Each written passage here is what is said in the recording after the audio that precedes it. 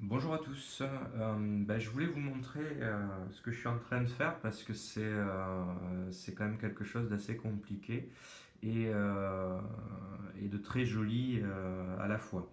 Donc ça s'appelle la pose en bâton rompu.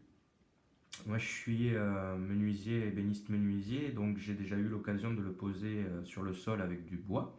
C'est le même principe, hein, sauf que sur le sol, ben voilà, c'est du bois. Enfin bon, bref. Donc voilà, les bases sont toujours les mêmes, hein. Ce qu'il faut que vous compreniez, c'est que c'est l'œil qui prime. Alors, l'œil qui prime. Alors là, en plus, c'est un carrelage qui est irrégulier.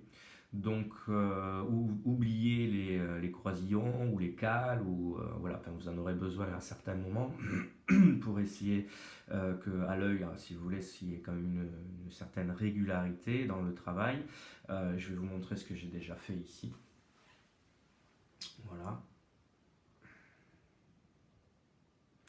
Alors, c'est un travail de longue haleine parce que, comme vous pouvez le voir, il y a énormément de coupes. Beaucoup plus qu'une pose traditionnelle, hein. On est d'accord. Le résultat n'est pas le même aussi, hein. Comme je vous dis, c'est du travail parce que vous voyez donc, il faut les mettre, toutes les petites coupes, il faut il faut les couper. Alors voilà ce que ça donne. Alors là, ici, moi j'ai un bac qui fait. Alors, il fait 90 en largeur par 160. Qu'est-ce qui se passe? Donc, il faut que vous vous décidiez. C'est soit vous voyez le côté montant au milieu, d'accord? Alors, quand je dis le côté montant, c'est la flèche que ça dessine, si vous voulez. Soit vous voulez une flèche au milieu et le reste, voilà. Soit vous partagez, vous calculez suivant les carreaux que vous avez. Là, il se trouve que ça tombe très très bien. Si vous voulez, j'ai deux montées. Si vous voulez, voilà, vous voyez, j'ai deux montées. J'ai deux flèches vers le haut et une flèche vers le bas. Je ne sais pas si je me fais bien comprendre. Voilà, en gros, ça, c'est la flèche qui va vers le bas, d'accord? Et ça, c'est la flèche qui va vers le haut. Bon, à l'œil, je pense que là, c'est ce qu'il y a de plus agréable à regarder. Donc, comment j'ai fait? Je me suis mis au milieu et j'ai tracé donc un axe euh, vertical, comme vous voyez ici. Et j'ai fait en sorte que en fait, ça soit mon guide, hein. Faut que vous ayez un trait de niveau, de toute façon. Donc, voilà comment je m'y suis pris. Je vous montre bien. En bas, voilà, j'ai coupé ce que vous voyez là, ici, là. Hop, j'essaye avec le doigt. Puis, voilà, ici.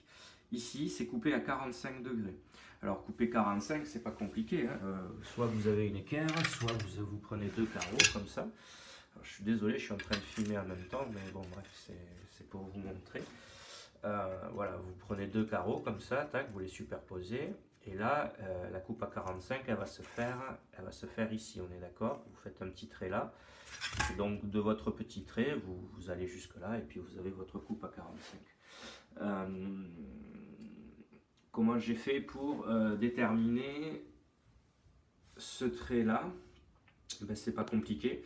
Ce trait là, en fait, c'est ce que vous avez, c'est le bout de la faïence qui vient ici. Voilà, là vous avez le bout. Après, il vous suffit de tracer droit, hein, évidemment. Et puis voilà. Voilà. Voilà, alors je vous montrerai une fois terminé. Je ferai une autre vidéo. Mais voilà, c'est un sacré travail. Il faut prendre son temps et puis bien calculer ce que vous avez envie de voir, quoi, tout simplement. Là, j'aurai donc deux flèches qui montent en entier. Et si je dis pas de bêtises, oui aussi, deux flèches qui montent. Mais voilà, on a le même dessin à droite qu'à gauche. Voilà, tout simplement. Ça, c'est important aussi à voir.